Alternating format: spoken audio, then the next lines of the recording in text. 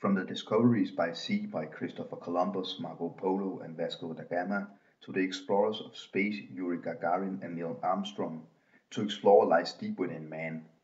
Even the high mountains and the deep oceans must be conquered by man. It is the deep, deep oceans of planet Earth that holds the biggest mysteries yet to explore.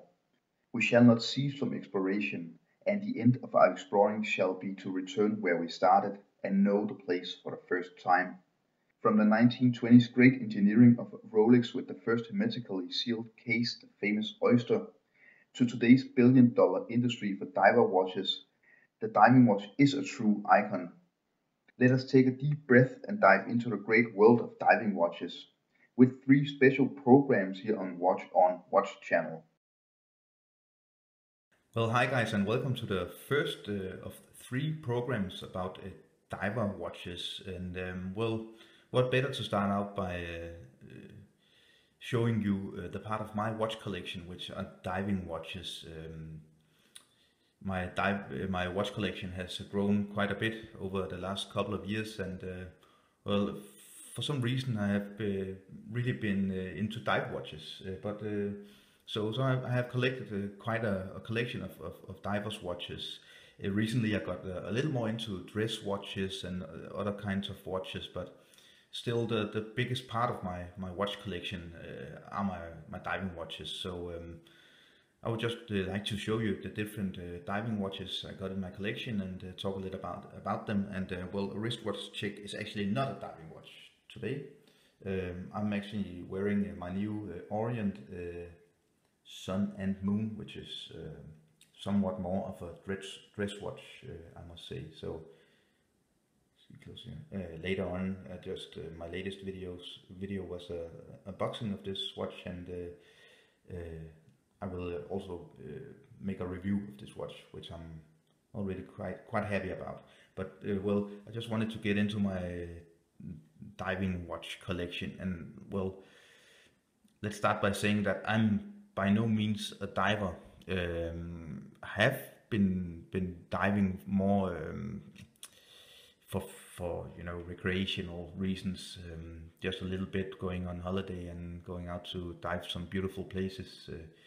I've been diving in Cyprus and in Greece, beautiful locations. So I'm not really a diver watch guy because I'm a professional diver or an experienced diver or anything.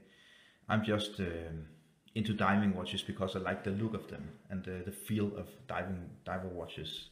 And well, we can start out with my latest edition, the newest edition regarding diver watches in my collection. This is also a watch that I have that will come up for review at a later point. I just need to get a little more familiar with it. This is the Tag Heuer Accurator, and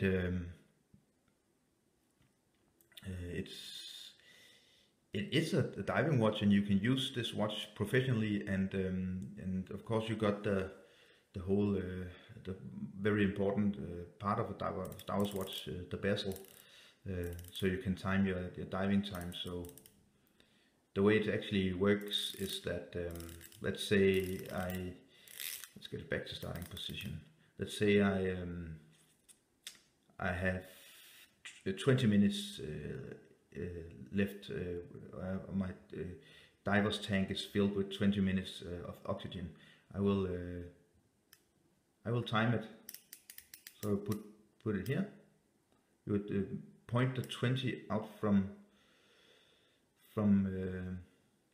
the minute marker, and then you will know when you get down to 40. When you reach 40, then you have to go up. But there's many different ways of doing it. The most important part with a bezel on a diver's watch is that it's unidirectional. If it's bi-directional, you would actually be able to kill yourself somehow, because if you somehow can twist the bezel in the wrong direction, then you can't count on how much diving time you have left. So an important part of a diver's watch. And there will also, of course, the rubber strap is important part of a diver's watch, either the rubber strap or the steel bracelet, which we will get into when we get into the Omega in a short while. You see I have 4 of my watches here on NATO straps, and they're definitely not ideal for diving. There's some other actually good things about if you should choose to dive or go into the water, the beach, the pool with a NATO strap. We'll get into that part when we get back to the watches with the NATO strap. So this is the Aqua Racer caliber 5, as they're called, and it has a water resistant. It's water resistant down to 300 meters, and you see here the diver's helmet, old school diver's helmet, and also you see the reference number is the WAP 2011. So actually this tells pretty much the story of why I'm into diving watches, because I think they look cool, they feel great on the wrist. They have a few functions as well, which I really like about watches. I don't, if a watch only tells is only able to tell the time or the date or something, it gets a little bit boring. I need a little more. So the reason why I actually bought this watch was because it's maybe the most, but no, not maybe, it is the most dress watch like, or everyday watch like diver's watch of my collection. I have actually ordered some other straps so I can put it on other straps, and well, then it really becomes a desk diver because you can really get a more dress like everyday like look. So this is my newest edition. It's completely new. I bought it completely new. I used to have an older version from 2009 with a blue dial, and I sold that off to finance another watch I bought, a Rolex watch I bought. So so when I had the funds, I decided I needed another, and I really like this line, and I really I like the design and the look and the quality actually of this watch. So let's get it started. Okay, here we go. It's been laying for quite a lot of days when I haven't been wearing this watch. So. And here we have another diver, and well, my collection is mostly made up of a couple of Swiss divers and a lot of Asian, Japanese divers, and a Russian and completely unknown, which I will get into in a little while. This is of course the famous Orient Mako with the quite iconic day pusher. So this is water resistant down to 200 meters, and fitted with a rubber strap. And the reason why I bought this, I think it was a quite cool look. I like it, and for me it's kind of an everyday watch, kind of a beater watch. This I would easily maybe wear to the beach or going into the garden or something for manual work or anything. I wouldn't do that with my Tag Heuer, and the price point is the price difference between these two watches is very big. So of course, but I like this watch. It's a quite nice little diving watch, and I like the orange dial, so I'm able to, you know, if I'm wearing white clothes or black clothes, I can maybe put on this watch and get a little bit of color on my wrist. And this is my also one of my latest. I actually bought this watch like a week, maybe week and a half before the Tag Heuer this summer. And I have reviewed this watch, and you can find the review. I will put it up at the top of this video, a link, and of course also added in the description. So this is a Citizen Promaster, and the interesting thing about this watch is that it's not mechanical. It's actually driven by sunlight and artificial light as well, but sunlight is most efficient.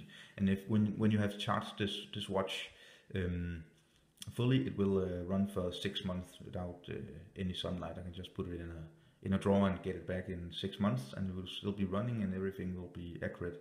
And I really like the design of this watch. And actually, usually when we talk about dive watches and other watches at a price point around $150 to $300, often I think that the worst part of buying watches in this price at this price range is actually often the bracelets or the rubber bands. But this rubber band is actually really good, and I love the design of this watch. It's really kind of an old school and quite unique design. There's some good things about the design, but you can see much more in my review. But a really nice watch, and with a amazing loom. So that's a really usual important and good thing about this watch when you if you go deeper into the ocean, because you can actually see the time. So that was the Promaster, one of my Promasters. I have two, and of course this watch is also a watch I have reviewed. Oh, there goes the Tag Heuer. This is the Seiko, the Monster. It's being called the Monster. It's the Prospects, but it's called the Monster. And this version is also called the Dracula because of the bloody like teeth, the red teeth. Also, there goes. Also the hour markers are also called shark teeth. So that fits. That's quite befitting for a diver's watch. And this is maybe the biggest of them all. It's quite the same size as the Tag Heuer, but it feels and it wears bigger. And this is like a very unique design, I think, from Seiko. And I fitted this on a NATO strap, and well, it's not the best strap to have in the water, because it soaks up the water, so it takes time for it to get dry again. But there's one great thing compared to both the steel bracelet and the rubber strap when it comes to divers watches, because I couldn't almost not think about any worse feeling that the feeling if I lost a watch when I was in the water, because maybe you won't be able to get it back. Maybe you couldn't go to the depth that the water fell into or anything, or you get up from your dive and you find out that your watch is gone.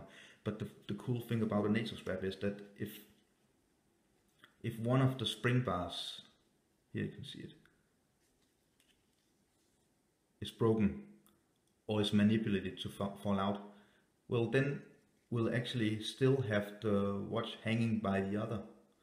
But if you have one of the spring bars falling out of this rubber strap, then the watch will fall off completely off my wrist. So that's a big plus if you're really worried that you're going to lose your diver's watch when you're in the water. You can well, you can fit it on a NATO strap, and then you have just an extra security regarding if the spring bars should fall off. But this is well, you can also see in my review, I was not totally happy with this watch when I got it at first, but now I'm really happy I got it in my collection. So that's one of them. And well, another Japanese watch, you may not be able to tell it, but this is actually the famous Seiko SKX009. And well, you guys that know this watch will of course think, but it's not with a Pepsi bezel inlay. No. And that's also in one of my videos, how I modify this watch to actually become like a SKX009 Batman, like the famous Rolex GMT Master 2. And I also have a green bezel inlay for this, so I like to modify it a little. And as you can see, it's not even on a strap, so I'm just waiting for another strap to arrive for this watch. It's actually quite a cool everyday watch. And if you're interested in the SKX009 and you fall upon it on the internet or in a shop, I would recommend that you pick up, because it's being discontinued by Seiko. So at some point this will probably go pretty much up in price, and it's already going up in price now. And here we have well, this is of course the most iconic of all my diving watches. I don't have the most iconic, which is the Submariner from Rolex, but this is probably the number 2 if you take the 5 most iconic divers watches, or maybe number 3. But this is of course the Omega Seamaster 300 Professional. This is the James Bond version, and this is of course the automatic version. The first one James Bond was wearing in Pierce Brosnan was wearing in the James Bond movie was the quartz version. This is the automatic version, and this is a watch I think will, in the next 5 or 10 years, become somewhat of more of a legendary watch, because it's also discontinued. I think they discontinued this exact version in 2006 or 2008. I'm not quite sure, but if you look at the internet, for example at eBay, you will see prices for spare parts for this watch are extremely high, and if you look for this watch, you can still get it around $1,1800, maybe $2,200, but often you will see, if you find it at a quite low price point, you will see that it's really the bezel inlay, this famous blue bezel inlay, is really scratched up. So this version, my copy of this watch was produced in the year 2000 and is still running, and it's a really nice watch. It could need some service, but if you look at the bezel inlay, it still looks great. And that was actually, I was happy to find this watch at around $2,000, a little less than $2,000, in this condition. And you can also maybe sense that the hour markers are just beginning to fade a little bit, to become a little more yellow, which is a really cool feature with this watch. At some point, you should never go dive with this watch, because the doom will become weaker. So, but this is a really excellent watch, and one of my first luxury watches or higher price point watches, and I will never ever part with this watch.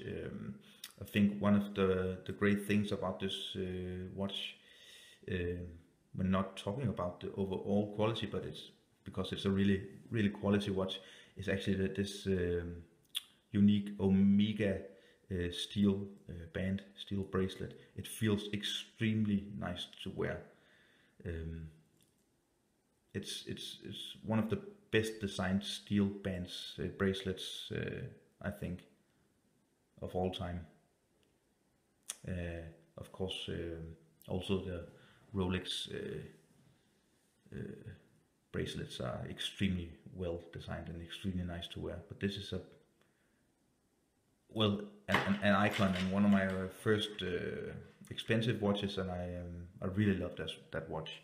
And here's the second Promaster in my collection, and this is also the Eco Drive, and this I have also reviewed, and it's a watch I really like. I like the simplicity of this watch. It looks really simple. It's a real clean, simple design. The only thing that really stands out when you just look at the watch is the orange minute hand and the silvery gray part of the bezel inlay. But this is a great everyday watch. A watch I have been wearing quite a lot during the summer, because it's really comfortable and it just feels good, and of course it's also eco-driven, so it needs sunlight. A cool watch, and I actually think I paid around $150 for this watch, so it's also quite a low price you can get this watch for if you're interested. So that's the second Promaster design, and this is the first. Actually, this watch is being the automatic version in black is used by the Italian Marine. So this is the most obscure of all my diving watches. This is the Atomic, and from what I know, this watch is from the early 1970s, and I can't find out anything about this watch brand. But when I got it, it was really beaten up, and I have actually had it in some of my videos, other videos, and I'm always talking about this watch, but because I'm really curious. What was Atomic? The Atomic brand, Atomic with a K, and what happened to this brand? So a really nice little manually wound diving watch, which was really beaten up when I got it, but it's still running, and I just think it's a unique look, and I just like the feeling that of knowing that this watch has been used by maybe one or several other persons for many years before I was born even. So that's quite cool.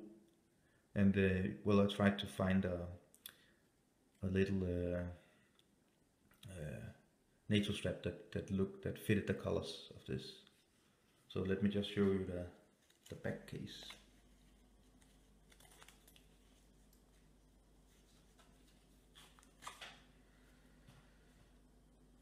Well, and here we go. Maybe you can see a diver, a scuba diver.